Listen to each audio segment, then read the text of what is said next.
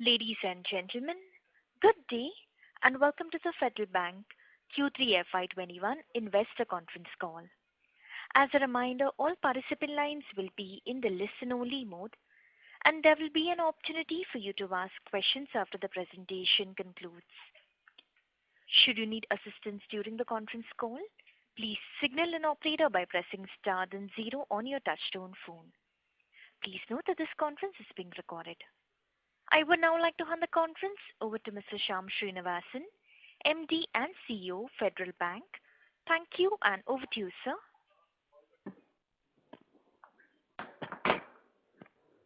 Good afternoon, everybody.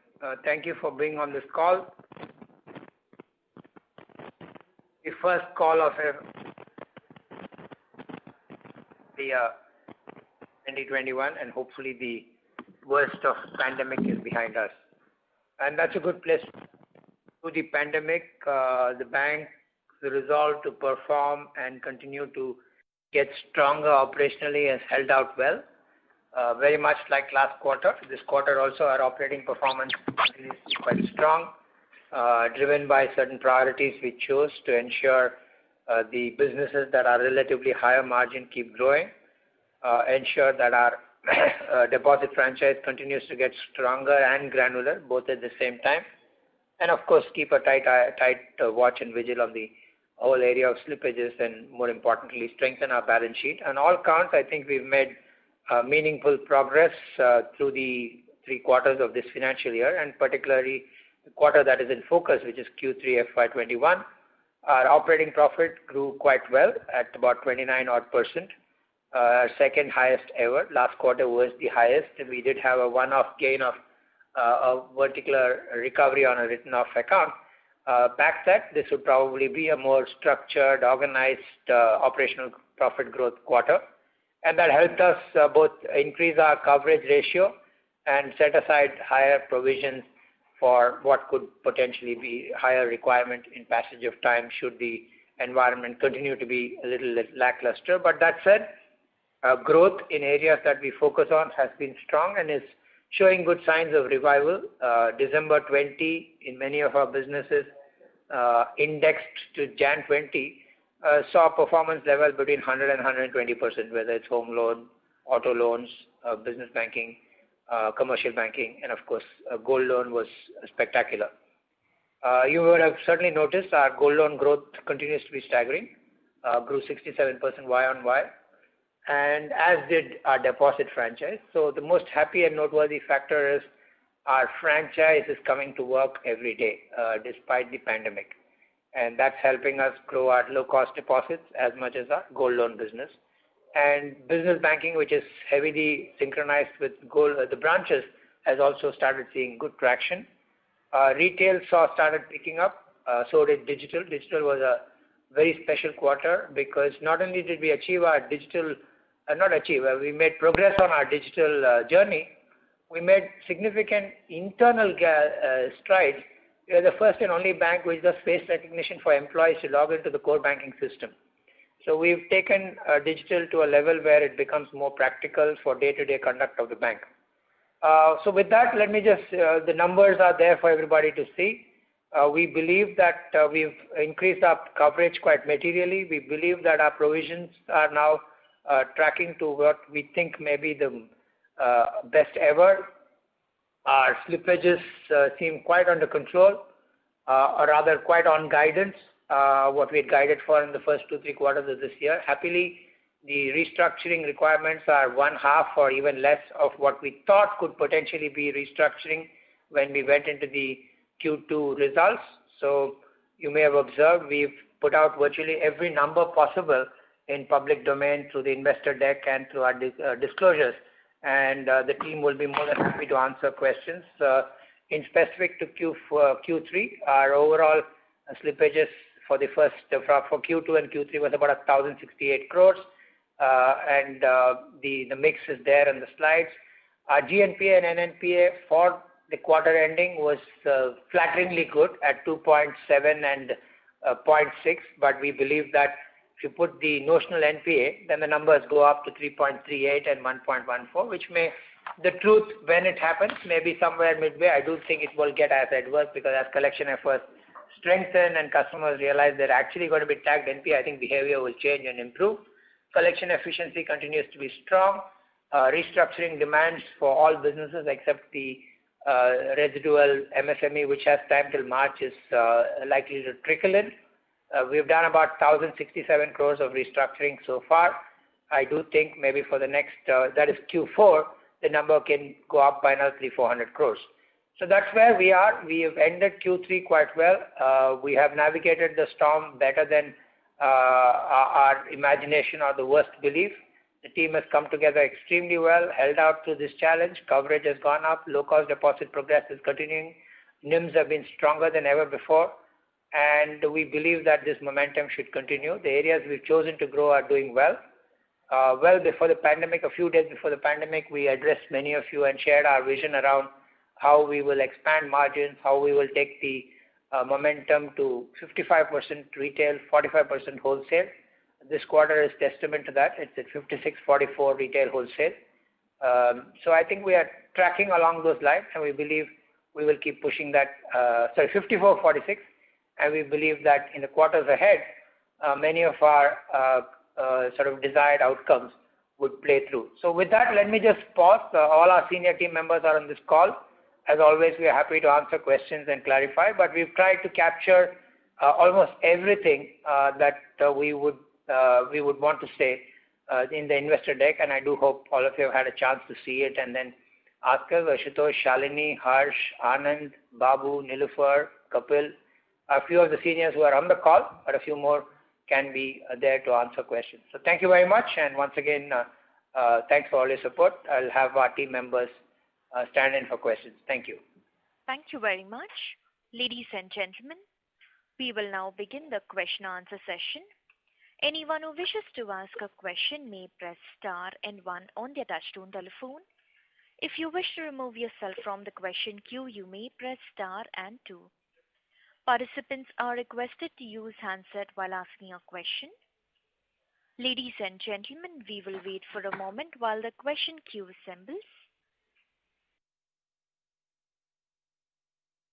The first question is from the line of Arav Sangai from VT Capital. Please go ahead. Hello. Yeah, go ahead, please. Yeah, hi sir. Thank you for the opportunity and congrats on a good set of numbers. So I had two questions. My first question is related to provisioning. So we have had a good 3-4 quarters of high provisioning, and as far as I can see, there's a 1,500 crore of restructuring that we are expecting. So wanted to understand what is the credit cost outlook for the next year, as if we take the 566 crore extra provisioning we have on our balance sheet, how like this pandemic has shown that all of us will try to maintain some extra provisions on balance sheet. So do you foresee maintaining some extra provisions also going ahead, and the guidance on credit cost? And my second question is on growth of the book. So we have been growing the gold portfolio very well. So just wanted to understand that since there is a lot of competition and a lot of tier 1 private banks are also coming in growing the gold portfolio, what are the other areas that we are looking to grow our book in the next year? Thank you. I think our portfolio growth will be fairly widespread. Gold loan certainly stands out because it's been spectacular the last 2-3 quarters. The environment, gold is inversely proportional to other developments in the market. As the market stabilizes and credit growth gets stimulated across other categories, we will see them all growing. We've already seen business banking growing 13%, commercial banking growing about 12-13%, non-gold retail growing closer to double digit, and this will certainly pick up. The only area that we saw lower or degrowth was in corporate, but that was partly conscious because we didn't see much point in doing business which are not giving us the returns. That said, the corporate banking has done a great job on fee income origination, which you would have seen some success on that count.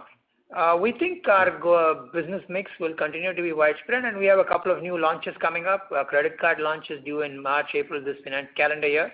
And the businesses that we have started and put on a little softer gear were commercial vehicle and microfinance. As the environment picks up, these will start kicking in. So we think we have a full spread, and all of that will fire up. And as the environment picks up, gold may not grow at 60, it may grow at 25, 30, which is a very welcome place for us. So business mix and growth in credit, we are quite confident of. Provisioning, we've been conservative. We've built a very strong provision buffer. We have also created a standard asset provision that is regulators have allowed. And we will see how Q4 ends, what the regulatory dispensation is going to come, because there's a good chance that all of them have to be used. We don't know what the outcomes of RBI's decisions is going to be. We will decide that as we go, but our short point is we will keep our credit costs, as we've always done, between 65 to 80 basis points, depending on the year that's gone by, the environment. This may be a little higher in the immediate period, given how the sort of a bounce back of the economy. But I think it's something that will not distort our outcome, because we are quite well thought through in how we will use these provisions, subject to all regulatory allowing. So yeah, we are in a good place on that count. All right, sir. That's it from my end, and thank you so much. Thank you. The next question is from the line of Pritesh Bam from Prabhudas Lilladher. Please go ahead. Hi, sir. Good evening. Just wanted to check from Q2 to Q3, what would have changed for some of the underlying businesses where you have lent, in terms of, is there a growth pickup for the businesses? Liquidity was an issue and now it's been quite good. So what gives confidence that restructuring has been lower? What has been the challenges, and what are the things which are eased for them? And if there will be direct NPAs later on, may not be restructuring, say, 2-3 quarters down the line. So any views on that side, sir? I think this whole, how restructuring will play out is anybody's guess. But the fact that restructuring has been done based on certain credit filters, which essentially means the account should have been standard up to the break of pandemic, and then we have looked at the potential for repayment, and it's almost like a re-underwriting of the credit. If you believe that we have re-underwritten reasonably well, just like we have underwritten the original book, then the loss rate should not be dramatically different if the environment holds. That said, these are accounts that have had some stress because of the pandemic, so we have factored in maybe a 10%, 15% worsening than our normal run rate. So I don't see material deterioration. That said, we have to just keep a close watch on how the environment shapes up. All of us are betting on the fact economically the worst is over, and from here on there will be a meaningful recovery. All indicators suggest it should. And by design, our mix is, we are not in very high risk businesses. And even more by design, the businesses that we are now showing highest restructuring is in retail. And even more in that, it's retail home loans. It's not an unsecured business. So we think we are reasonably well positioned. These are customers who probably are sort of resetting their own financial models and ensuring that they don't go belly up. So I'm not being overly optimistic, but certainly nothing to panic at this juncture. Sir, actually just wanted to also check, is it that because we have seen lower outcome in the SME side or the other businesses other than retail side, so anything changed there for your customer base in terms of what was the issue and now what is the... I have never signaled any... Have picked up? I have never signaled, or Federal has never signaled any risks on that come differently from what our belief is. It's the assumptions made by the market, and I'm glad our assumptions are holding out. We feel, we've always felt that this segment, we've been quite watchful and our book is held out, and it seems to bear out. It's not like artificially deflated. This is the demand and this is the outcome. And in these segments, I think the GECL is helping. Therefore, these are people who have revival potential is higher. If the economy doesn't deteriorate from here and there are good stimulants, then the comeback of all these should be quite okay. And if the upstream corporates are doing well, these will before long get lubricated fast. Sure, sir. Thank you. Second question was on capital side. Any plans to raise capital in near term? Because our CET is still 12-13% type, if I see that correct. So any plans to raise capital?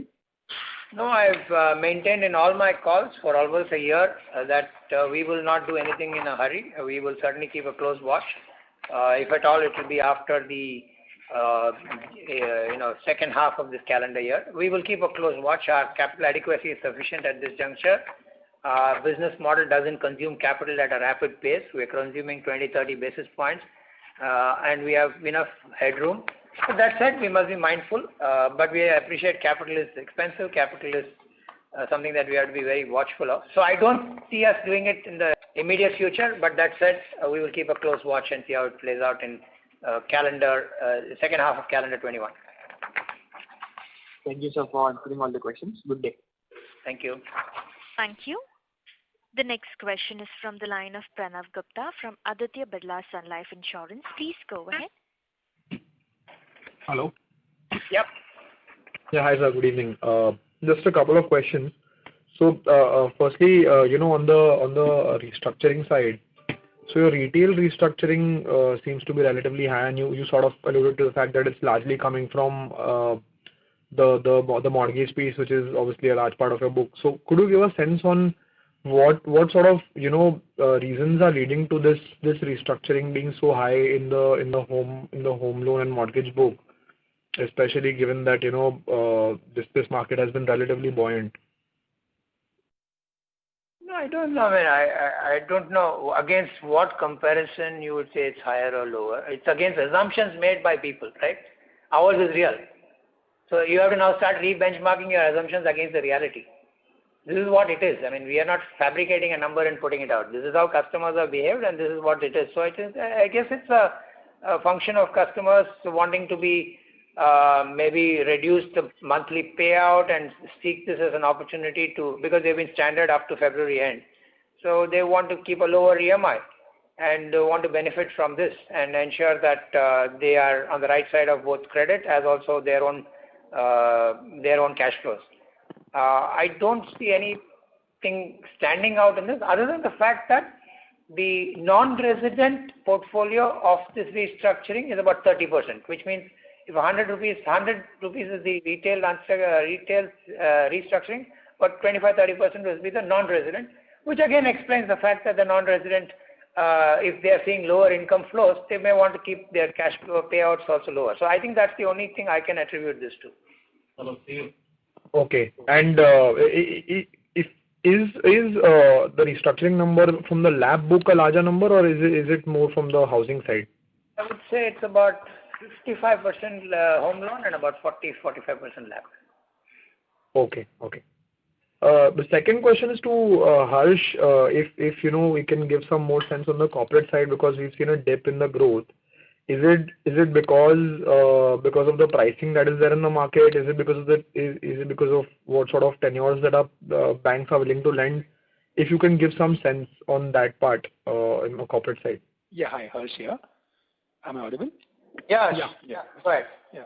On the corporate side, we've been a conscious call that we will avoid assets where the pricing has become, and the pricing in the market in many places has become a little, I would say, out of whack, doesn't justify it. So we have stayed away from certain assets which otherwise would have made sense. That's one conscious decision. The second part was that the working capital cycles have, for many corporates, crunched. So this was largely on account of this. What I can tell you is that there's a lot of new to bank acquisitions which has been made, which has been better this year as compared to last year as well in the large corporate space. So we'll continue doing that part and doing meaningful assets rather than doing assets just for the sake of top line. The fee income growth has been actually higher than the last year for the current year, in spite of a asset being tepid. Secondly, even total income and CASA for the corporate book has actually shown a growth. So what we are looking at is a deeper penetration and more bang for the buck. But okay. I do see asset growth, the sanity returning back to the markets, levels getting better. It's too early to say, but we do expect Q4 the rates to normalize a little bit and excess liquidity being sucked out. And a credit offtake also improving. So when I see the outlook, I see the outlook better than what it was. Okay, sure. And lastly, just a data keeping question. Could you give out the numbers for the disbursements done under ECLGS 1.0 and 2.0? About 2,600 crores total, grand total. Okay. And a large part would be 1.0, right? Yes. And under the second one is still going on. You will see something in Q4 as well. Okay. Sure. Thank you so much. That will be all from my side. Thank you. Thank you. The next question is from the line of Rakesh Kumar from Systematic Shares. Please go ahead. Yeah, hi. Good morning. Hi. Can you hear me? Good afternoon, sir. Yeah, please go ahead. Please go ahead. So the first question is that on the pro forma NPA, we have a provision coverage of around 66% as given in the deck. So what amount of the provision we would like to keep on a sustainable basis on the gross NPA number? That is the first question, sir. Yeah, I think we've mentioned in last call and this also, between 65 and 70% is our steady state non-technical write-off PCR that we will build till we see the markets materially improve. If you remember, we were in the 40-45% pre-technical write-off slip coverage ratio. And as the environment started getting stressed out, we added almost 20%.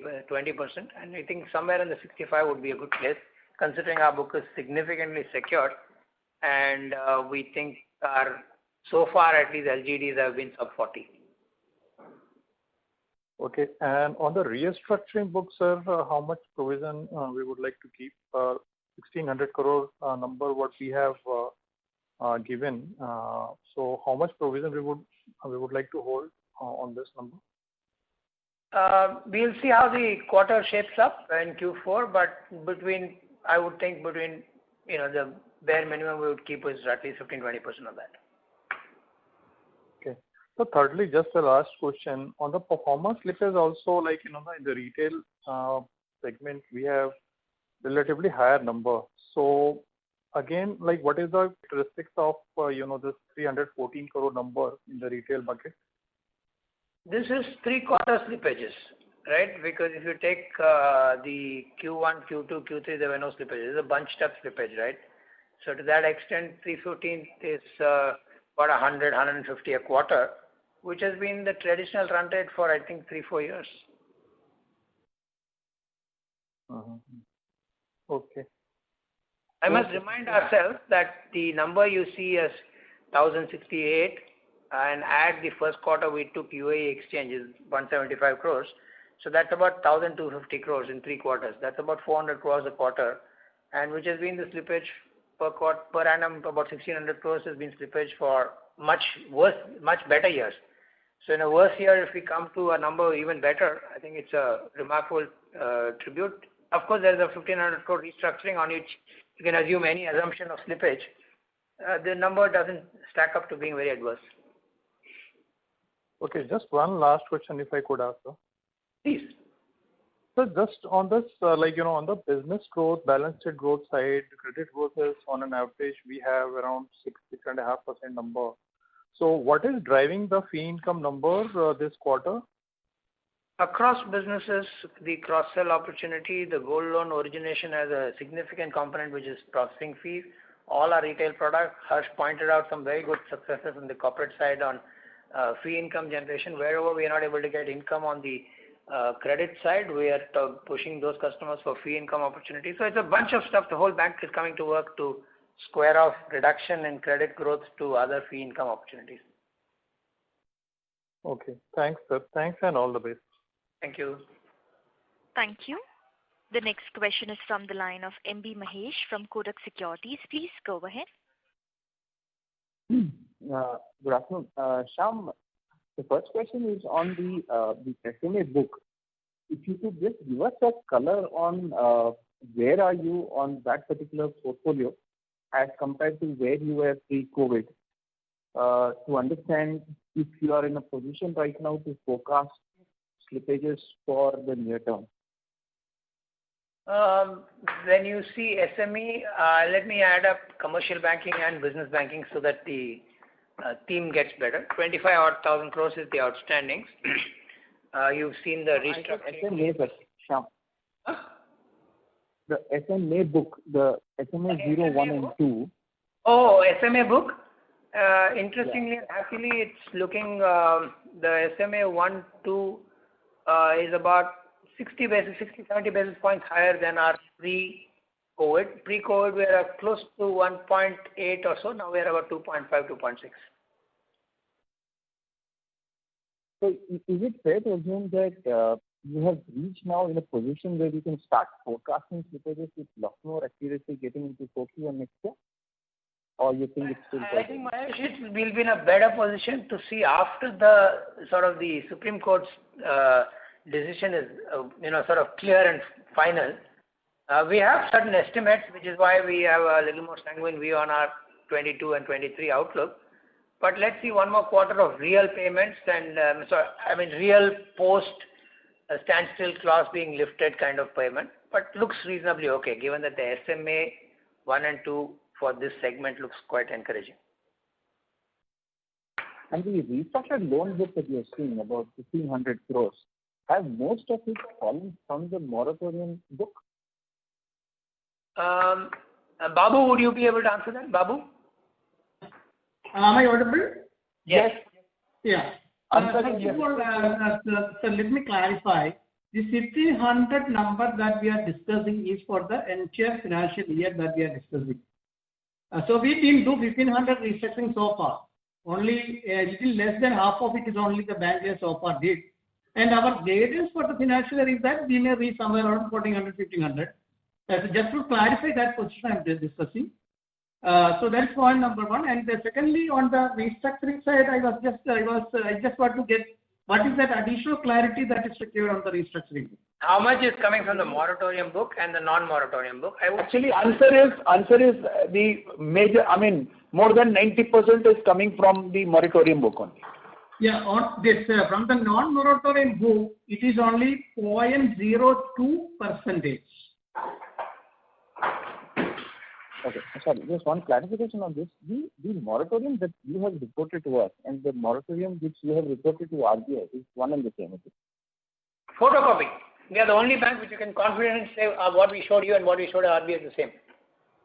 Okay. Absolutely to the dot. Okay, just one last question. I'm Babu here again. And overall, it is only 0.5% of the book. Yeah, okay, that's okay. Just one clarification on staff expenses. We continue to see these very high provisions on retirement expenses. Is there any way that we can have a handle on how to forecast this number? No, Mahesh, can't. Because we report what we see, we don't smooth it. And unfortunately, wheels go up or down, it swings. And the second, this time it was pronounced because the gratuity impact after the wage negotiation was done was a one-off impact which will show through in Q3 and Q4 because the basic salary got readjusted and gratuity goes up when the basic salary goes up. So in Q3 and Q4, we will have to take the hit and then move on. So to that extent, these 2 quarters will be about 30 crores extra on staff expenses. Okay, perfect. Thanks a lot. Thank you. The next question is from the line of Vivek Ramakrishnan from DSP Mutual Fund. Please go ahead. Sir, good afternoon and congratulations. I had a question on net interest margins. Your cost of deposits has dropped quite continuously, and it's now it dropped by 23 basis last quarter also. And given the fact that like high yielding businesses like mortgages, CVs and microfinance are yet to pick up, could you see that there's more room for pickup in margins going forward in terms of a sustainable level, especially given the fact that the product mix has also changed favorably to retail, where the pricing power is usually high in most products? Correct. We had mentioned when we were at about 3.04, it was a sort of inflection. We were pushing for higher. At that time, we had guided 315 to 320. We are in that space now. I think the next 2 quarters also this may continue around this. As we get our cards, microfinance and commercial vehicle business up in a little more sustainable manner, I can give some more better guidance for the future. But for the immediate future, I think in this range where we are operating now plus minus is where it will be. Okay, sir. Thank you very much. That was my only question. Thank you. Thank you. Thank you. The next question is from the line of Amit Kumar Premchandani from UTI Mutual Fund. Please go ahead. Thanks for the opportunity, sir. I just had the question on the pro forma slippage. The number that you had mentioned, 1068, how how much of that is was in Q2 and what percentage or what amount was in Q3? And another related question is, you had created provisions on account of COVID. What is the outstanding number as of now, and how much of it has been utilized this quarter? Thank you. I think it's there, but anyway, let me clarify for you. We used 51 crores from the 587 crores, so the residual is about 532 crores. That 51 crores has been used for the restructuring for the restructuring account. As you see, the restructuring for the quarter is about 600 something, so we've used 51 crores for that. The pro forma slippages 1068 Q2 and Q3. Q2 was 234. You can't directly do 1-to-1, but 234. So you can say that this quarter is about 800. Out of that, 205 is the ILFS intra account, which is, I think we've explained it there. So 600 odd crores is this quarter's unique slippages, for which we made the provisions as though it was NPA. Sure. And you have not created any fresh COVID-related provision this quarter? No fresh provision. Credit provisions we've increased by 390 crores. Despite having no actual slippage or very minor actual slippage. 22 crores was the slippage. We've added credit provision of 390 crores and we reversed the interest income for this entire slippage.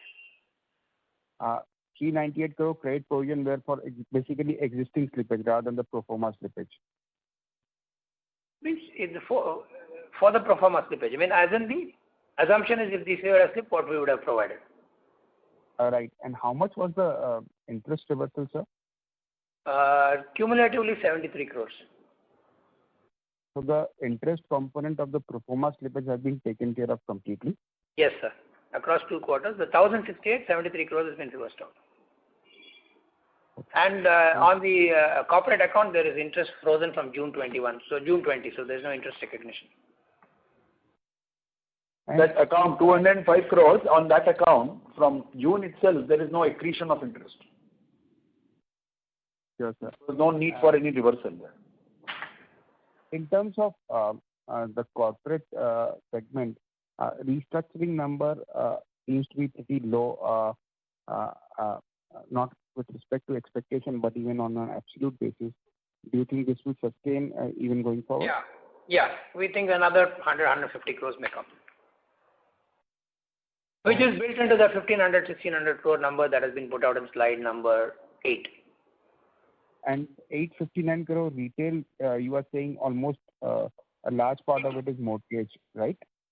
Between mortgage and LAP, yes. Secure portfolio. 55-45, largely that is the... Plus minus. Don't hold me to the last digit, but yes, in that zone. Sure, sir. Okay, sir. Thank you. That's it from me. Welcome. Thank you. The next question is from the line of Nitin Agarwal from Motilal Oswal. Please go ahead. Yeah, hi, good afternoon, everyone. Congratulations on strong results. Few questions. Firstly, what is the total quantum of restructuring requests that you have received? Like now we are looking at 15 to 16 billion worth of restructuring versus 35 billion earlier. So can we say that the difference of say 20 billion worth of loans are now behaving absolutely fine and no longer therefore need to be kept under watch? Actually, the request was not 3,300 crores. The request assumption was it can be that. Request would have been 1,800 crores or less. Okay, so sir, like earlier, whatever the number 36 billion that you were estimating that request number to be, so now that number has come 2,000 crore less than that number. So yes. Is that 2,000 crore worth of loans like behaving absolutely fine, or you think that we should still keep it under watch? I mean, they're behaving quite well, but everything needs to keep a watch, right? In our business, can we take our eyes off anything? No, either they are behaving fine or they have slipped and they are into a pro forma NPA. Okay. And how do we read this collection efficiency being flat on a sequential basis? And how much would it have been but for the, say, pro forma slippages and the restructuring that we have done? Babu or Ashutosh? What's that? Please come again. So our collection efficiency number at 95% is flat on a sequential basis. Yes. So how do we really read this number? And how much would this number have been but for the pro forma slippages and the restructurings that we are doing? Shall I? Babu here. Shall I? Please go ahead. Yeah. So on this for this working on collection efficiency, the entire lot of pro forma NPA is kept apart. So we are not considering this pro forma NPA. We have considered the book less than pro forma NPA, and the collection efficiency is reached 95% in Q3. That was the same number in Q3 last year, and that was the same number in September this financial year. So in that way, collection efficiency worked consistently, and then on the same metrics. So there is no pro forma NPA component in the collection efficiency that made. It is separately kept. The collection efficiency remains consistent and constant, 95%, despite all these challenges, even in Q3. Okay. And the other question is on the loan processing fee, like that has been quite strong versus the growth in the loan book. And you have alluded that we got some fee income opportunities on the corporate banking side, which supported this sort of growth. So how sustainable is this sort of growth, and what are we looking at in terms of this processing fee growth over the coming years? And related to it, what is the sense on the overall loan growth now and the retail wholesale mix that we are looking at? Many questions. Credit growth for the year we believe will be between 8 and 10%. 10 if environment dramatically picks up. 8 closer to 8 where we will, which means Q4 should see for the quarter reasonable growth across businesses, which we think we are tracking to. The fee income growth, processing fees is very strong because all our retail products we have introduced very good processing fees. Gold doing so well is continuing, so that's sustained. There is no one-off in our processing fees. No sizable one-off, one-off or advance booking or pre-booking the income. So it's a sustained regular growth. And the mix we've mentioned at the beginning of the year that over a 2-year period we'd like retail 55, wholesale 45. I think we are tracking that. And retail here, I mean 5 crore and below, and wholesale, I mean 5 crore and above. Sure. And lastly, just one clarification. You mentioned that the interest reversal has been, say, 73 odd crores on account of pro forma slippages. So now our NII growth has already been very strong. So if you were to include this reversal, which is like attributable to 2 quarters, then this NII growth works up to around say 30%, 31% YOY growth on a 6% loan growth. So am I reading this right? You are, but don't put the 73 crores and 6% because that is really gone, right? I mean, that's technically not ours. If the accounts turn NPA, then the reversal happens. So in our sense, 24% is a good number. And the mix of the business and the margin expansion and the reduction in cost of deposits and the lower slippages is keeping it going. Okay, sure, sir. Thank you and wish you all the best. Thank you so much. Thank you. Before we take the next question, I'd like to remind all participants, please limit your question to 2 per participant. You may come back in the question queue if you have a follow-up. The next question is from the line of Pranav Tendulkar from Rare Enterprises. Please go ahead. Hi, thanks a lot for the opportunity. Sir, can you just elaborate that the employee expenses that you have, which has reached a new level, are there any big expenses that you are doing in the future capability building like card or any other business? Because this seems, even if you adjust for gratuity, it is way higher than other regional banks like say Karur Vysya or CUBK, who also have 95% to 100% employees unionized. And percentage difference is something like 40-50% above. So they were like at 8-9 lakh per employee and you are at above 14 to 15. So can you just elaborate a little bit more, and how should we project this? Is it going to result in a productivity, or is it going to be a slow superannuation that will rationalize this? Yeah, I think Pranav, on many calls we've said only by 2023-24 this will start moderating because the retirements will be at the peak. And after that it will trend because from April 1, 2010, everybody is on the new pension scheme. So this is all in the defined benefit category. So this will take time to play through. And I believe by that period. That said, there are 2 components. This quarter and the next, I said, is a gratuity increase that has to be factored in.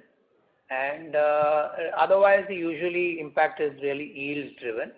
As yields drop, then you're buying gratuity and your pensioning increases. But that should hopefully for the coming quarters, if interest rates hold, like between Q2 and Q3 interest rates yields were pretty consistent. So we didn't see much requirement to increase pension, but this time the gratuity came in. So I do think but in Q3, Q4, that impact will play through. After that, it hopefully will stay where they are. The incremental should be very modest. Right, sir. So we should rationalize this expense by 30 crores minimum by, say, Q1. And then if yields move up, then actually there will be a reduction because pension liabilities will reduce. Is that right? Yeah, you're right. Can reduce slightly. But remember, if pension liability goes down, your treasury income opportunity also comes down. Correct. But usually treasury is 3x of the spend. So the upside is better than the low side. That's right, sir. So also a quarter back we had discussed about loss given default in the restructuring book being very low. And now that you have elaborated that, this is a housing, so there is a lot of housing loans in this restructured. That means that loss given default will be much lower than the previous cycle. Is that right? We think we at least our early estimation is as follows. We've done a valuation of our entire home loan portfolio, which is largely backed by property, and we have stressed it by even if property prices were to fall by 35%, which means we see a worsening by 1/3 of our existing loss given default. So from 45%, if it becomes 1/3 worse, it can go to 55% or so. That's why we have taken 10% higher than our worst assumption of loss given default. That's how it came to about steady state of 65-66%. Right, sir. Right. So also your fee income is now actually growing in a very healthy manner.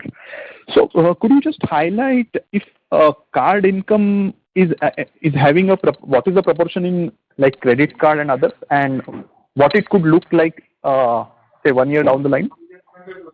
Pranav, credit cards we don't have yet. Once we launch, that will kick in. But our debit card spends, I think Shalini may want to expand on it. She will. Our debit card spends, now we are a absolute top player in the private sector industry, way above our share of deposits, way above our share of cards. There are only 4 banks higher than us, ICICI, Axis, HDFC and Kotak. And we are clocking about 1,000 crores plus debit card spends a month. So that's one fee income opportunity, in addition to all the other loan fee and corporate fee originations that is happening. And mutual fund and insurance related activities are also beginning to catch steam. Shalini, do you want to expand on it, Shalini? If you're there, Shalini? Yeah, thanks, Shyam. So I think just taking off from where Shyam left it on the debit card, as Shyam mentioned, we are clocking about 1,000 crores in the month of December and clocking higher January, February, March from what you can see as the run rate. This is notwithstanding the fact that all of us know a couple of segments have literally disappeared from the debit card markets kind of categories like travel, hotels, hospitalities, considerably lower when compared to pre-COVID times. And notwithstanding the fact that, we've all introduced card controls of the kind like you switch off your card and you need to switch it off when you're not using it, etc. So I think this has come out on the back of the fact that, we were one of the first to launch the contactless cards. We repositioned our entire debit card proposition. We now have a proposition for our high net worth segment called Celesta, for our mid-market called Imperio. We have got something else for the general kind of customers, which is Crown. So we've got different card propositions for different segments. And we've got partnerships and tie-ups with virtually everybody you can think of, from the Amazons, the Swiggies and the Flipkarts of the world. So yes, the debit card spends is a good story. It's translating from a fee income standpoint. You'll see the details in the presentation that's been circulated, but it's also resulting in sticky savings account balances, which is also evident from the fact that our SB growth has been pretty good this quarter and this year. So yes, we will continue to focus on this piece on debit cards, and in due course, credit cards will obviously be a contributor to the fee income as well as the interest income line. Right. Thanks a lot for the opportunity, and congratulations for holding through the crisis. Thank you. Thank you. The next question is from the line of Manish Shukla from Citigroup. Please go ahead.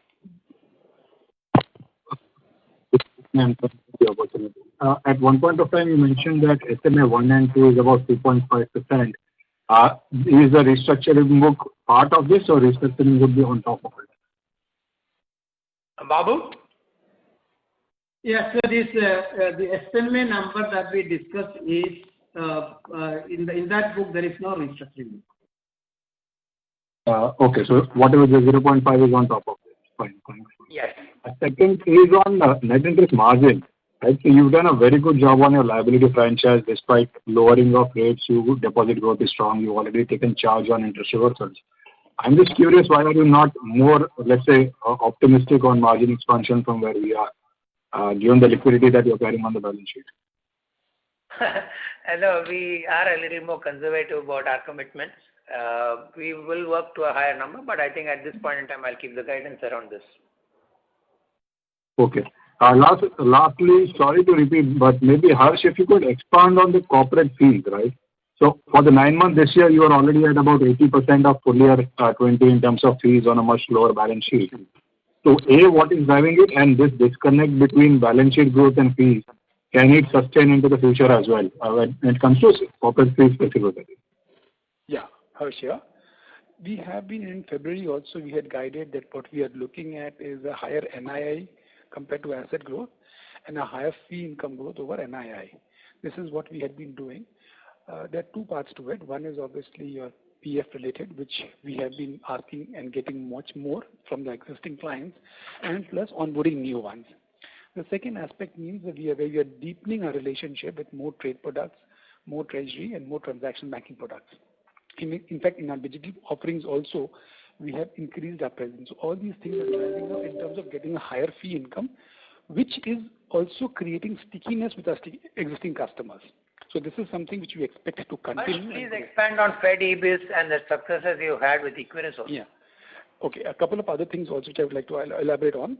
We did, last time I had mentioned about an online commercial paper issuance, which only very few banks have done that. Apart from us, 3 other banks I think have done it. And we have done it digitally online along with NSDL for 4 of our customers. That's one part. Secondly, we are talking about artificial intelligence powered invoice reconciliation for B2B collections for corporates. This is again one of its kind, which we have launched for one customer, and we are expanding it on that. So there are a lot of products which is being bought in on the digital side, which is getting us more collections and payments and hence fees as well, and float.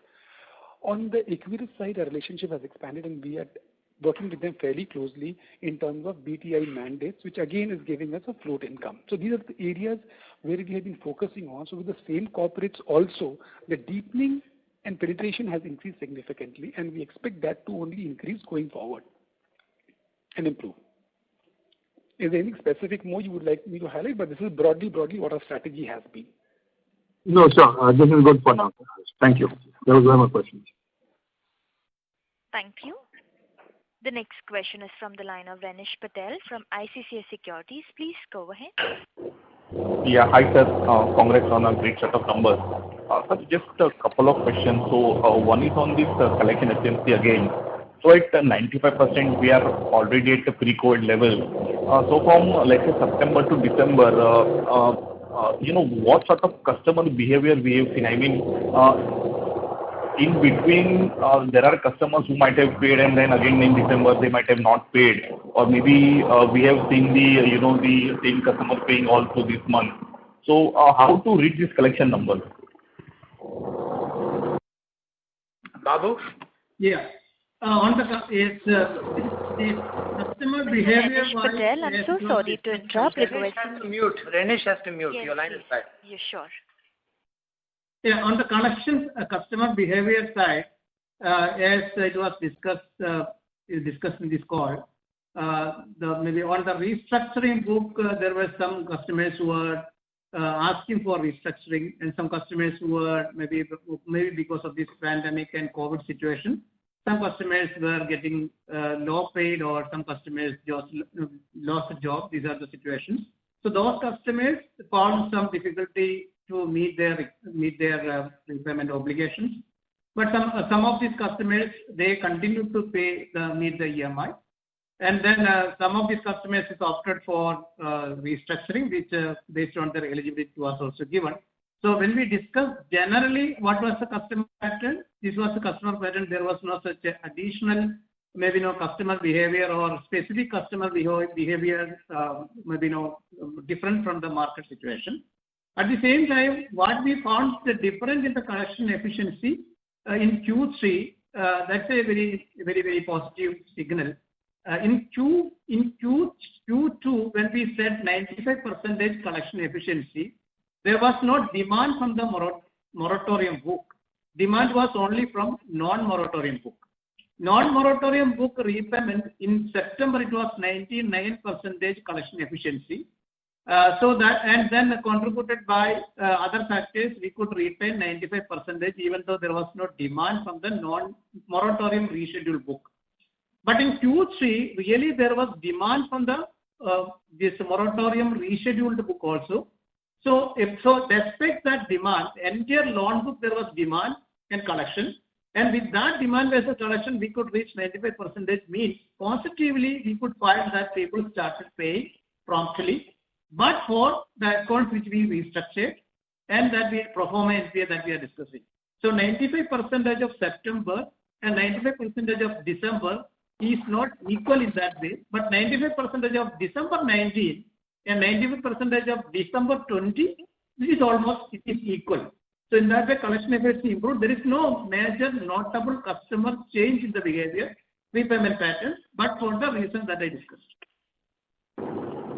Got it, sir. So basically, Q3 collections are broad-based, reflecting the entire quality of our book instead of Q2, where most of our customers might be under moratorium. Yes. Just to add, I think the best part is if you have more of restructuring coming from mortgage loans, whether LAP or housing, the loss given default is minimal there because you have a solid underlying security to back that. Whereas the value of the security in case of other segments may not be that recoverable or so when it comes to recovery process and all. That's one part. Got it, sir. Yeah. That's it from me. Thank you. The next question is from the line of Simranjeet Singh Bhatia from SMC Global. Please go ahead. Thank you for giving me the opportunity. First of all, congratulations to all the Federal Bank team for the fantabulous Q3 numbers. And sir, Shyam sir, are you there? Hello. Very much. Yes. Hello. Yes, I'm there very much. Yes. Voice is not clear. Hello. Yeah, please go ahead. Yes, sir. I want to know that can you give some specific target for this NIM percentage of the going forward, because you have posted the best of the best 3.22% in the past 23 quarters. So can you give some guidance on that? And secondly, your CASA is right now at 34.48%. So can you give some guidance on that part also? What will be the percentage, or this run rate will be going to be maintained in the CASA ratio? And thirdly, I want to understand why you are not conducting any sort of road shows for the Federal Bank. Three things, Simranjeet. Thanks. One is on NIM guidance. I think we mentioned 315, 320 in that range. And in consequence, CASA right now is 34.4. We think anything between 33.5 and 34 will be the number. As you know, in Q4, there will be some movement in current account because the RBI circular fully goes on stream. We may gain in some cases, we may lose in some cases. So I think between 33.5 to 34, and the NIM consequently between 315, 320. On road shows, so we are, we meet our investor friends and analysts continuously through various platforms, but we haven't actively gone out and done too many things. Before the pandemic, we had a fairly exhaustive session, and as things turn out well, and after we complete financial year 21, we will again come back to the market with a more organized presentation and talk to people. But we are open, and we've been talking to many on a regular basis. Great, sir. And sir, last question is that can we expect a double-digit advance growth in the Q4? Means because you have guided for 8 to 10%, so that clearly comes to 12% or minimum 10 to 12% advance growth in the Q4 itself. Our pipelines suggest Q4 to be annualized run rate of Q4 to be in the early double digits, which is the number you are talking of. Yeah. Done. Thank you, sir, and all the best for the future endeavors. Thank you, sir. Thank you. Thank you so much. Thank you. Thank you. The next question is from the line of Roshan Chutki from ICICI Prudential Mutual Fund. Please go ahead. Yeah, thanks for taking my question, sir. Firstly, just one question basically. What is the tonnage growth in this quarter year-on-year basis? You have a 67% growth in gold loan book, right? So what is the tonnage growth there? About 47 from 44. I think it's gone up by 3 to 4%. 3 to 4 tons. Mohan, if you're there, or Ashutosh, do you remember? Or yeah, it is 45 tons. Yeah. 45 metric tons, yes. So if it, Roshan's question is, are we just giving to existing customers without gold growth? No, it's grown. Actually, in tonnage, the growth is 20% plus 20-22% range, whereas in value terms, it is 67% YOY. So, yes, value. The price of gold also is, resulted in more customers coming in and sometimes, higher eligibility for the same tonnage vis-a-vis last year. We track it every week, Roshan. We track it on a weekly basis, tonnage as well as new acquisition, new accounts, and the value, of course, nominal value. And where are we on? How are you doing on the LTV basis here? 72% is portfolio LTV. Okay. All right. Thank you so much. Welcome. Thank you. The next question is from the line of Krishnan ASV from HDFC Securities. Please go ahead. Yeah, hi Shyam. Very good evening to your entire team. Just wanted to check what kind of productivity gains are sustainable given the kind of digital initiatives that you have taken across, retail, corporate. You're seeing there is a lot of debit card spends that are happening. So just wanted to understand, you must have seen, other than the employee expense, which is a drag which will continue for 3-4 years, is there anything sustainable you see around productivity gains or efficiency gains? That's number one. I have one more question on your NBFC. The numbers that we see, is there any restructuring in your NBFC book? No. Very, very marginal. NBFC book is doing very well. Yeah. The first question was around the productivity gains, efficiency gains, and what part of that may be sustainable according to you? I think we've invested very materially in everything that can be. If you see our employee headcount for 2 years has been plus minus 100.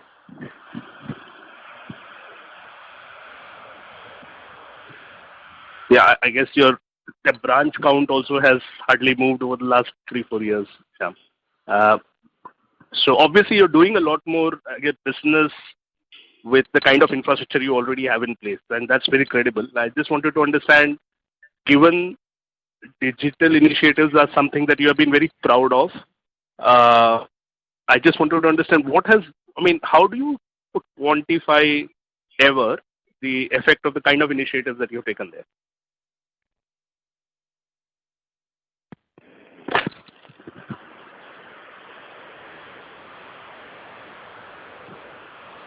Hello. So there's a lot of disturbance from your audio. Yeah. Operator, I'm back. Shyam here. I think my line dropped. I don't know when. So you may please go ahead. We have somebody has answered. ASV. No, Shyam, I think Krishnan's question hasn't yet been answered. There was a lot of static on the line, so we were all waiting to find out. You're back, okay, right? So is this better? Shalini? Yes. And that's better. Shyam, you can pick it up or? Yeah, I know others can add in, Shalini and Ashutosh and others, but the short point is the improvements in productivity x these one-off vagaries of pension and gratuity has resulted in our overall operating expenses being reasonably under control despite the volume and revenue growth. And if you see our head count, for about nearly 2 years, we've kept it plus minus in that 100 people range. We haven't added very significantly, and because we are not doing much branch expansion, we are not putting in tons of people other than the retirement or attrition related, and thankfully our attrition levels are sub 2%. So I think the productivity enhancement is significant and will continue, and I think maybe Shalini and others can expand. Yeah. I may further add on the employee expenses, staff expenses side. I think probably we have seen the bottom of this interest rate cycle. It looks like I think going forward we may have interest rates moving up. and when yields fall, naturally you would have more of treasury profits on the fixed income side. At the same time, you will have on the operating expenses side, the impact on the future provisioning for gratuity, pension, etc. So going forward, if the rates move up and all, to that extent, the operating expenses would smoothen. In fact, you will have less of staff expenses happening, because this is not something which is being paid immediately right now to the existing staff. It's the provision for future, which is seeing the double-digit rise. So that suggests that in case the interest rates are flat or they move up, then you will not have that in at least coming a couple of years. Okay. Just one last question, if you don't mind, Shyam. So at that time, probably the eligible, defined benefit pension employees, the number would have, in comparison to the total staff strength, would also thin. I mean, would also come down drastically. Every year you are at a retirement of 250 because of retirement. Employees who are having this type of entitlement, defined benefit. Right. Many thanks. Just one last question, if you don't mind, Shyam. On your own personal stint at Federal Bank, you have generally been shy letting your actions speak louder than words. But just wanted to understand, given you are one of the very few banks where what you see is what you get, what problem can the RBI have in terms of extending your tenure? We hope none, Krishnan. Our board will go to RBI 6 months in advance. I have confirmation even today with our board that the renewal process is underway. So well in advance we will. Now, finally it's RBI's decision. We hope none. No problem, but let's see. Maybe I've been caught in the crossfire when they were changing policy or what, I have no idea, no answer. But other than the fact that well in advance, our board will go to RBI and place the requirement for renewal. Well in advance. Okay, I'm done. Many thanks. Thank you. Thank you. Thank you. The next question is from the line of Pankaj Agarwal from Ambit Capital. Please go ahead. Yeah, hello, sir. Hi, Pankaj. Am I audible, sir? Yes. So the CASA growth we have seen over the last 9 to 12 months, is it broad-based or it's coming from some specific segments of, Very broad-based, Pankaj. I think I mentioned in the last call, and I'm happier to mention this call is even better. The entire franchise, erstwhile, many years back, it was largely driven by our Kerala network giving us the bulk of the deposit growth and the ratio of CASA. Happily for us, the rest of the franchise is now tracking at, by itself, if I ran it as a bank, their CASA would be well close to 32%. Sir, what explains this CASA growth for the entire banking system over the last 9 months? Like across the banks, we have seen a very sharp rise in CASA growth. So is it just a temporary blip and we can see reversal in this trend going forward? Or do you think this CASA ratio can sustain not only for you but for the entire banking system? I think there will be some remedy, some changes as spending increases. See, there is a certain degree of lazy cash lying in the accounts of every customer, including you and me. So your spending avenues have reduced and probably your digital spending has gone up. So your cash withdrawals from ATMs and your cash loose change lying at home have all come down. That may reverse if the economy picks up and more traction happens. But so I think it's a function of that. Let's see how it goes out. Okay, sir. Yeah, that's from my side. Thank you. Thank you. The next question is from the line of Jay Mundra from B&K Securities. Please go ahead. Yeah, hi, good evening, sir. Just 2 questions. First is, sir, if you can quantify the FITL amount that you may have given, or I mean the account which would have taken FITL amount. Ashutosh or Babu or anybody, would you have the number? Or Kapil? Sorry, please come again. FITL. Kapil? FITL number? Yeah. Hi, this is Kapil here. Available. Babu, do you have? Yeah, I don't have that number right now, sir. Kapil would have for commercial banking. Kapil would I have. will have for commercial banking only. I don't have for the entire bank. Okay, what is commercial banking? You can share that. We can extrapolate from that. Impact FITL amount which we have given? Yeah. 54 crore is the FITL amount. Yeah. So bank would be about 150, 200 crores maximum. All right, sir.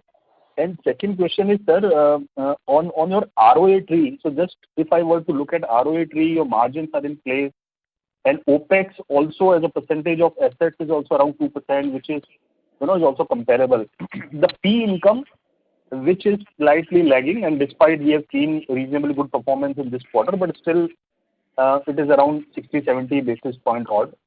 While we can see a lot of initiatives on digital merchant fee and probably credit card also. But from 12 months or 18 months perspective, how do you see this fee to asset ratio moving, sir? Yeah, thanks. We are tracking to getting it closer to 1.2. We are at about 1% or 1.03% right now. We have all the initiatives in place to take it closer there. Right. Okay. Sure, sir. And this credit card launch, is it Total assets are 1,90,000 crores nearly, and I think fee annualized would be in excess of 1,900 crores. So I think we are already at 102, 103 basis points, closer to 103. And I think going forward, I think it can move to 110 basis points. Actually, I was removing treasury, but anyway. So that's okay. And take for 5 years average, and you can see that for treasury. It's not a 1 year story. Treasury also every year the number is more or less tracking for the year as a whole. May not be for a quarter specifically, but year as a whole it's almost same. Sure, sir. And this credit card, is it going to be a big bang launch, or would be some co-branded exercise, or it would be some pilot, or you have already done those things and then it would be standalone Federal Bank, big bank. Standalone Federal Bank card launch for the first few months or maybe a year. We will do for existing customers on a cross-sell and an invite basis. Open to new categories over a period of time. We will season the portfolio. First 2 months will be to run it on our staff, ensure everything is going well, and then we'll open it to existing customers and then build the portfolio from there. We have a customer base of 80 lakhs and a cross-sell base that is emerging from that. Right. Thank you, sir. Thank you. Well, ladies and gentlemen, we'll take the last 2 questions for today. Next question is from the line of Kaushik Poddar from KB Capital Markets. Please go ahead. Hello. Shyam, your exposure to banking to NBFC and HFC is around 11% of the advance. How healthy are these 2 sectors? Doing very well, Kaushik. It's all, I've always said in all our calls, it's in the blue chip of that portfolio. Looking good, and we are happy with that portfolio. Are you decreasing your exposure to these 2 sectors? Actually, in the names we lend, they are decreasing, they are borrowing. I would love to lend more to some of these names. But as a percentage of the book, it's come down, Shyam. Yeah, that's what I'm saying. I would love to lend more to these names, but they are not borrowing enough. Okay. And your exposure to real estate, where does it stand? We don't have any direct exposure to real estate. No, but in the slide you have shown on 1.2% or 1.4% something. LRD. Lease rental discounting, which is coming under that. If your agreement is for a period, lease agreement is for a period less than the tenure of the loan, then it is to be classified as commercial real estate, CRE. Okay, you're not lending directly to them. No, we are not lending to construct. There is no construction finance in our book. Okay. Thank you. Thank you. The last question is from the line of Manjeet Buria from Solidarity Investment Managers. Please go ahead. Hi, good evening, and thanks for taking my question. I just wanted to understand the gold loan, lending market a bit better. When we lend to customers, are these the customers whom would also consider a gold loan NBFC, or they are a very different set of customers? Because the rates you may charge and what the gold loan NBFC charge are quite different. So just wanting to get a sense around that. I think these are not terribly mutually exclusive, but largely a customer who comes to the bank is not somebody who sort of normally goes to a NBFC. But I can't say they're like completely compartmentalized, but I would say a significant share is existing customers and customers of the bank who are unlikely to go NBFC at the outset. Right. So if I also flip it around, the rates which banks would possibly offer, these gold loans would be much more competitive than these gold loan NBFCs. So what prevents those customers to come to banks, with lot of communication behind what the rates are? Is it that they are not comfortable with stepping into a branch? No, that we are growing at this rapid pace when the NBFCs, the giant NBFCs are growing at such a small rate, it suggests that a significant migration is happening to banks. So the customer possibly, the reason can be the customers are not really comfortable walking into a bank branch or anything on those lines, basically. Theory, I don't fully agree at this juncture. It used to be, but I think that sort of stigma of borrowing against gold has long gone. I'm not saying it's entirely disappeared. And second, even in banks, we are doing reach out, right? I mean, I have our own fintech partner who does the gold at your place, at your will, at your time. So that embarrassment is also vastly reduced. This was very helpful. Thank you. Can we bring this to a close? Sure, sir. Well, ladies and gentlemen, that was the last question for today. I would now like to hand the conference over to Mr. Shyam Srinivasan for closing comments. Over to you, sir. Yeah, thank you, everybody. I do think you have a good gist of how we've performed and what we are looking at and how we are tracking. And we're happy to, Anand and team will be happy to give you further clarification if you want. And all the best, everybody. Thank you very much. Thank you. On behalf of Federal Bank, that concludes this conference. Thank you all for joining. You may now disconnect your lines.